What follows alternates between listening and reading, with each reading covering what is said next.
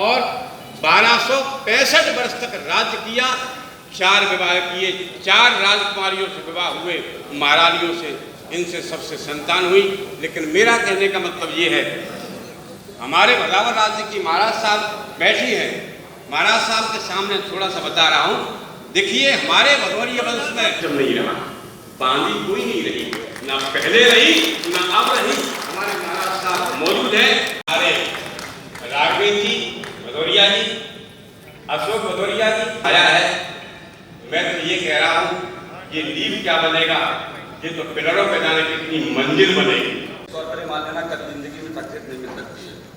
तो सबसे पहले हम एक प्रसंग के माध्यम से बताना चाहते हैं कि किसी भी आदमी को अगर प्रोग्रेस करनी है तो उसके लिए करना क्या, इज्जत कब मिलने वाली है। तो अगर कोई कहता मुझे रेस्पेक्ट नहीं मिल रही, मुझे इज्जत नहीं मिल रही, तो मैं उसको एक उदाहरण के तौर पर समझाना चाहता हूँ। जब भी कोई जहाज जिससे आप सफ़र करते हैं एरोप्लेन से, तो वो अगर एरोप्लेन पे खड़ा हुआ है तो उसकी कोई रेस्पेक्ट नहीं है, क्योंकि जब आप उसमें बैठ के जब वो हवा में चलता है तब उसकी रेस्पेक्ट होती है, तब उसकी इज्जत होती है। इसी तरीके से पानी के किनारे खड़ा हुआ जहाज, जिसको समुद्री जहाज कहते हैं, अगर वो जहाज पानी के किनारे खड़ा है तो उसकी मुझे लगता है कोई इज्जत नहीं है।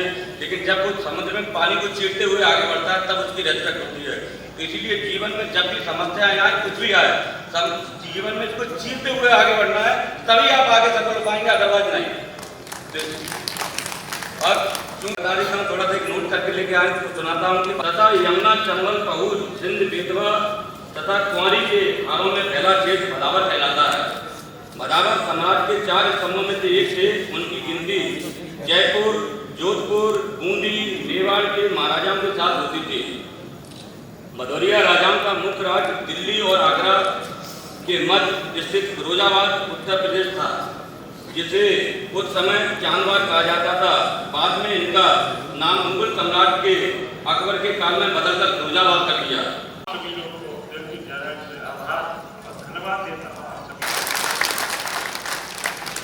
और माननीय मलकान सिंह जी को, जिन्होंने काफी समय होगा और भाव वाले अच्छी तरह जानते हैं, हमें फिर पुनः आपसे मिलने का मौका मिला।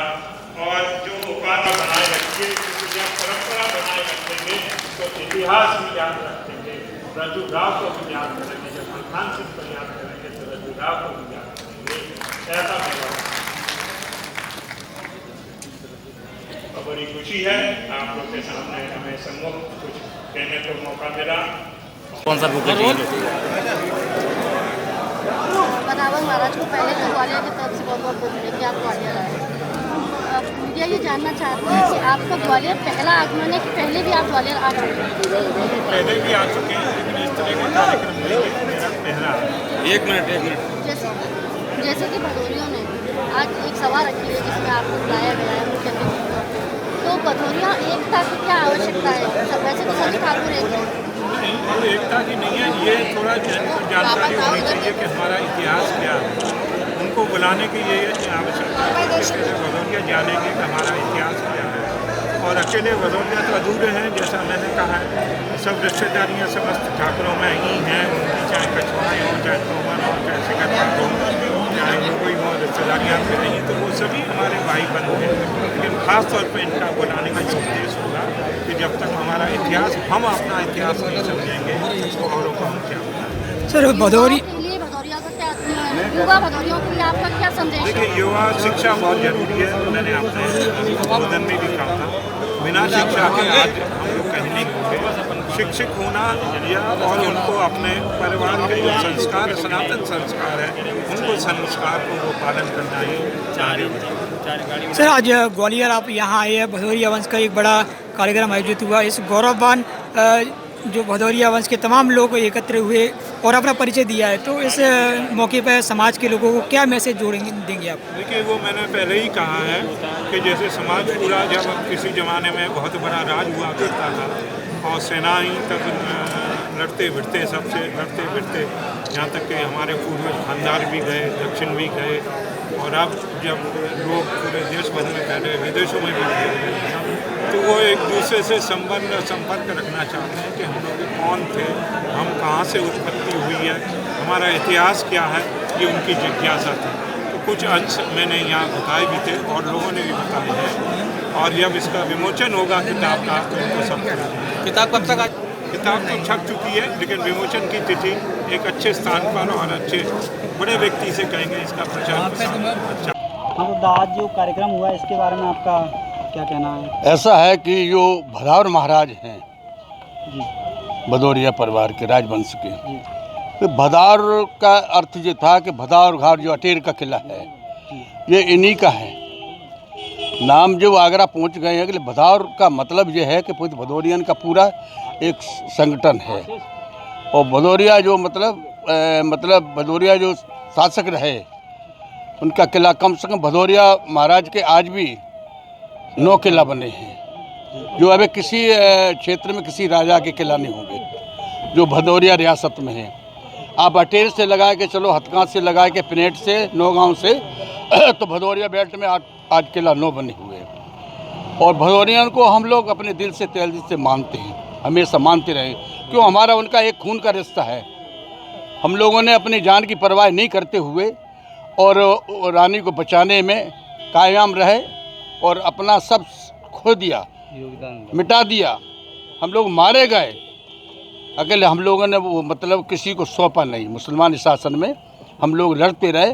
बहरहाल आज जो उसमें रज्जू जो राव हैं, आज उनका जो पूरा परिवार है, पूरे हिंदुस्तान के अंदर भदौरिया राजवंश बसा हुआ है और खंगार जैसा पूरा उनको सम्मान करता, हमेशा करता रहेगा। आने वाली पीढ़ियों में नहीं, नई पीढ़ियों में हमेशा हम लोग उनको ज़्यादा एक वो मानते हैं। दादा, आज भदौरिया समाज का एक गौरवमय कार्यक्रम यहाँ आयोजित हुआ, आप सादर आमंत्रित रहे, तो साथ ही रानी पच्छालिका जी और महाराज साहब भी यहाँ मौजूद रहे, तो क्या कोई राजनीति का कोई यहाँ कोई कार्यक्रम? नहीं, ये कोई राजनीति का मंच नहीं था। एकजुटता ये हम लोगों ने क्या उसको उनमें क्या भदौरिया महाराज को क्या बुलाते रहेंगे तो हम लोगों की याद बनी रहेगी। और भदौर महाराज क्या यहाँ के पूरा मतलब संभालते रहेंगे, देखते रहेंगे हम लोगों को। राजनीति का सवाल नहीं, राजनीति यूपी में अलग होती है, एमपी में अलग होती है, उसका मतलब नहीं। हम उनको यूपी का मामला नहीं मानते। हमारा जो बेल्ट जो है भदौर महाराज उसी से बोलते हैं, जो भदौर महाराज हैं, तो इसमें ईपी का सवाल नहीं है, राजनीति का कोई सवाल नहीं है। इसलिए हम लोगों ने सब संगठन करके, खंगार लोगों ने, भदौरियन ने सब एक समूह बनाए के महाराज को निवेदन किया है कि महाराज थोड़े 10 मिनट के लिए आप जरूर पधारें, दर्शन दें, जिससे मार्गदर्शन जो हम लोगों को मिलता रहेगा हमेशा आने वाली पीढ़ियों में, तो हमको बहुत अच्छा रहेगा।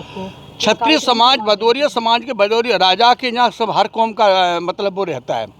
राजा की फौज में हर कौम मतलब उसमें सिपाही था। ऐसा नहीं कि राजा में एक भदौरिया थे तो अमर थे, ऐसा नहीं होता।